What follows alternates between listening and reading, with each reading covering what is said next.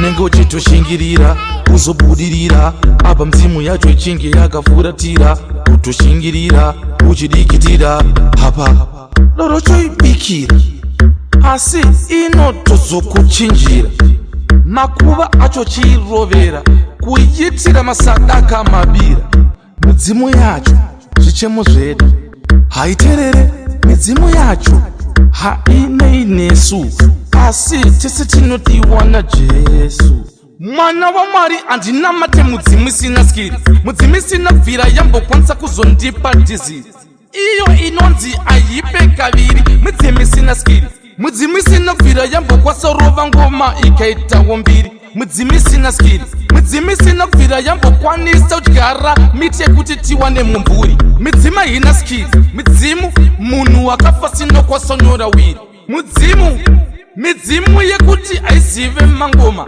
kuti chiche inonzi kilikili haina worship the idol Mwari vane godo enda unoverenga Bible Jehovah wehondo mina bow down to the idol zvese ndoti bodo handiwanikwe iko ati Mwari vangu vane title handine ine izvozvo naro idzo wacho kanamba kema elder kema ancestor gara ndavaudza kuti nini ndiri gangster I'm a real man pakashota Chester ndinozikanwa kusvika Manchester kuchemera imimi mudzimu woye dai makwasa kundikonekta manje zvekunamatana ndingakwanise ndingatopera mukurespekta ambukwase kutondiprotekta nekuti nzira dzenyu makatadza kudzipefekta Killing is a hobby. I like to fight nemavampire mazombi.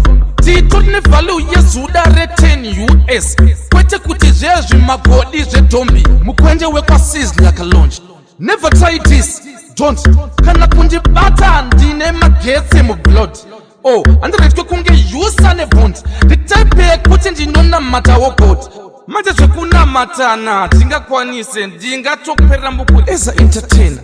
Doku dzidzisa yinji kufadzai kukuedutain kuti Mwari vanopenya uya kwavari kwete kuzonamata dehenya munhu ari mugehena unozoita yenzimbe yekuti unotyorwa pamwe chete nekumenywa handikwanise kusafa ndichinamata Mwari wakafa sekuru vasekuru makafa musina kubvira matesta korona saka tinoshandira korona ndingatonamatere munhu ari kugehena midzimu inopotsa mukaisetera pena hazvireve kuti ndoidena midzimu inongoziva chete kaucha isingazive kuti chaitika rapture isingakwanise kukepcha mapicture ekuti tizovaona kuti ndivo vaye mudzimu